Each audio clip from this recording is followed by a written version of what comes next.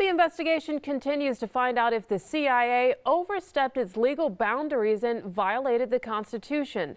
Last week, Senate Intelligence Committee Chair Dianne Feinstein accused the agency of criminal conduct. She says the CIA improperly searched a computer network that had been set up at the agency's headquarters.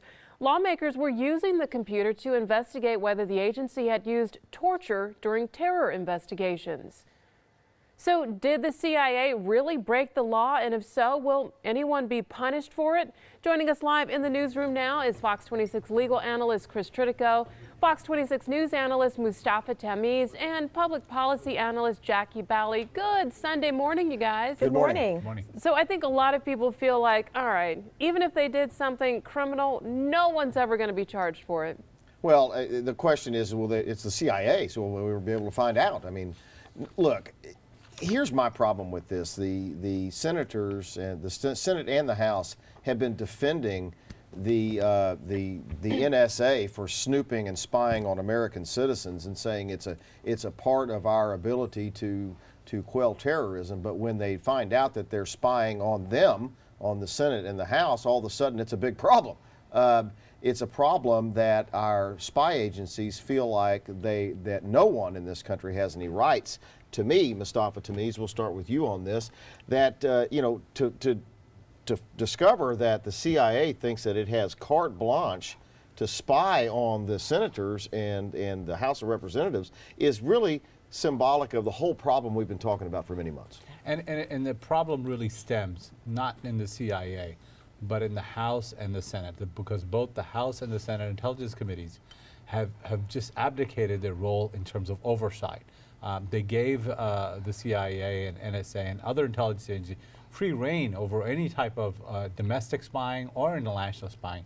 They went out and defended them repeatedly. And so what that tells me is that they've created a culture in which they knew that the intelligence agencies will never feel some kind of a mandate to curb their actions, and it breeds the kind of behavior that we're seeing right now. I think the Obama administration needs to answer for this, and I think heads do need to roll. You know, Jackie Bally, I've been highly critical of the NSA and the government for allowing the NSA to spy on American citizens, but I find myself a little bit angry at the Senate and for saying now all of a sudden this is a problem because you're spying on us. Agreed, very much so. And you have been a very strong, you've been talking about this ever since the story first broke. I'm just starting off my Sunday with a smile because Mustafa is criticizing the Obama administration. That's a good way to start off the Sunday. It happens. Here's the thing. I criticize the Obama administration on a number of things. So the difference between how I approach this is what's right or wrong, not just partisanship. Well, Feinstein and anyway. Just saying. So I think Feinstein, she's being very hypocritical, as you pointed out, because she is a very strong supporter of these surveillance programs, especially when she knew that the typical citizen was being spied on. But now, all of a sudden, heads have to roll. It's unconstitutional. Doing this to us, the senators, we are above the people. Right. She's really having that elitist attitude, and she's being very hypocritical in her comments. And I want to talk about who should, if somebody's going to go to jail when we come back, but Donnelly's monitoring our social media accounts. Yeah, I think people just love that Jackie is scolding Mustafa this morning. That's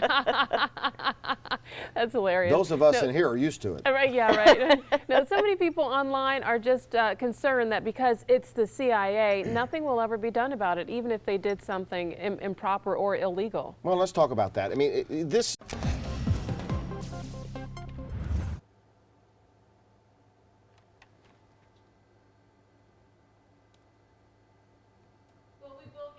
The panel? We're back? Okay, there we go. You can't say anything against the CIA. They're everywhere. That's what happens. I love the CIA. All right. So the thing is that I've just completely lost my train of thought here.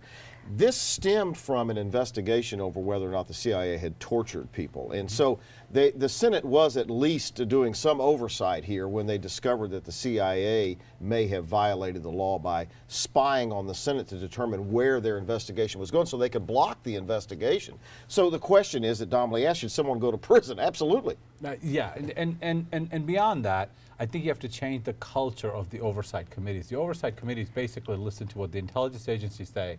Then the intelligence agencies create a threat risk, And so basically they're not allowed to ask any more questions, and they go along with it. They need to change that culture.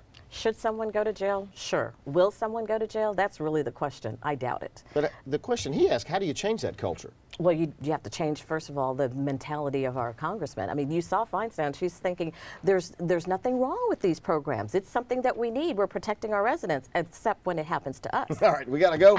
We're out of time. And we'll be back in a little bit with another really interesting topic. Really looking forward to it. And I just love that Jackie loves Mustafa like a play cousin. See? And in my neighborhood, that's the best See? kind of love. Yeah, we agree. All right, see you guys soon. All right.